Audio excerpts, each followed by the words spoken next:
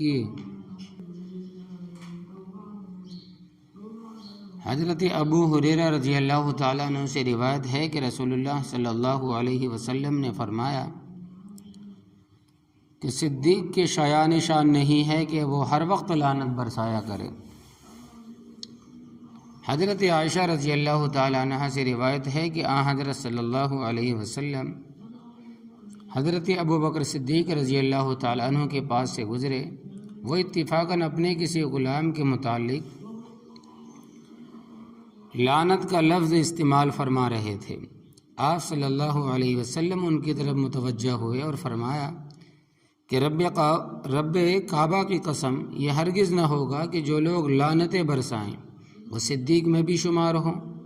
اس واقعے کے بعد حضرت ابو بکر صدیق رضی اللہ تعالیٰ عنہ نے اس غلام کو آزاد کر دیا اور آپ صلی اللہ علیہ وسلم کی خدمت میں حاضر ہو کر عرض کیا کہ اب آئندہ ایسا قصور نہیں ہوگا۔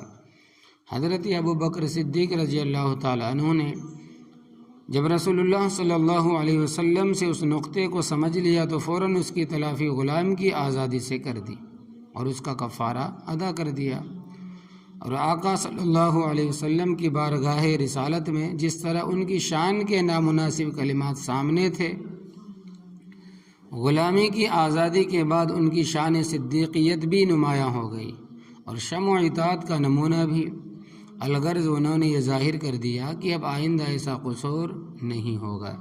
یہ تھی حضرت ابو بکر صدیق رضی اللہ تعالیٰ عنہ کی شان فدائیت و فنائیت کے علم ہوتے ہی راہ تسلیم و رضا کو اختیار فرما لیا۔ واللہ عالم۔ لعنت کرنے والوں کو شہادت و شفاعت کا حق نہیں ہوگا۔ حضرت ابو درداء رضی اللہ تعالیٰ عنہ روایت کرتے ہیں کہ میں نے رسول اللہ صلی اللہ علیہ وسلم کو فرماتے سنا کہ ہر وقت لعنت برسانے والوں کو قیامت کے دن نہ شہادت کا حق دیا جائے گا اور نہ شفاعت کا۔ لغت میں لعنت اللہ تعالیٰ کی رحمت سے دور کرنے کو کہتے ہیں، یعنی لعنت اللہ تبارک و تعالیٰ کی رحمت سے دور کرنے کو کہتے ہیں۔ جو شخص دنیا میں دوسروں کو اللہ تبارک و تعالیٰ کی رحمت سے دور کرنے کا عادی ہو، قیامت میں اسے شفاعت اور شہادت کا بھلا کیا حق ہو سکتا ہے؟ شفاعت لعنت کے برعکس اللہ تبارک و تعالیٰ کی رحمت کے طلب کا نام ہے۔ دنیا میں قانون شہادت یہ ہے کہ مقدمے میں گواہ وہ ہو سکتا ہے جو اس کا دشمن نہ ہو۔ پھر دنیا میں جو شخص اللہ تبارک و تعالیٰ کی رحمت سے دور کر کے اپنی دشمنی کا ثبوت دے چکا ہے، وہ آخرت میں کب کسی کو گواہ بن سکتا ہے؟ کب کسی کا گواہ بن سکتا ہے؟ نبی کے بعد صدیق کی شفاعت کا درجہ ہے، وہ اس کے بعد شہداء و صالحین کی شفاعت کا۔ صاحب نبوت نے سمجھایا کہ آخرت میں جس امت کو شفاعت اور شہادت دونوں کا منصب عطا ہو، جب اس کے لیے بالعموم لعنت کا استعمال کرنا موزوں ہو تو پھر ان میں جو صدیق کہلائے ان کے لیے تو کتنا موزوں ہوگا۔ حضرت ابو بکر صدیق رضی اللہ تعالی عنہ نے اس نقطے کو خوب سمجھ لیا اور اسی لیے اس غلطی کی ہر ممکن طریقے پر تلافی کرنے کی کوشش بھر کی۔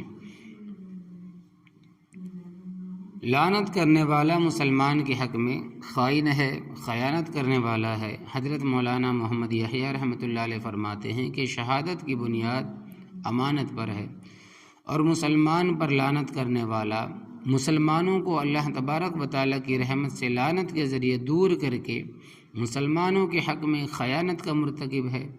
اسی طرح شفاعت کی بنیاد رقت قلب اور خلوص للہیت کے ساتھ نصیحت پر ہے، لہذا جو کسی کلمہ گو پر لعنت کرتا ہے دلیل ہے کہ سخت دلی اور قساوت قلب کا مریض ہے۔ ایسا شخص مسلمانوں کے لیے کب مخلص ہو سکتا ہے؟ لہذا قیامت کے دن مقام شہادت اور مقام شفاعت سے ایسے شخص کو الگ رکھا جائے گا، علیحدہ رکھا جائے گا۔ آمنت باللہ ورسولہ۔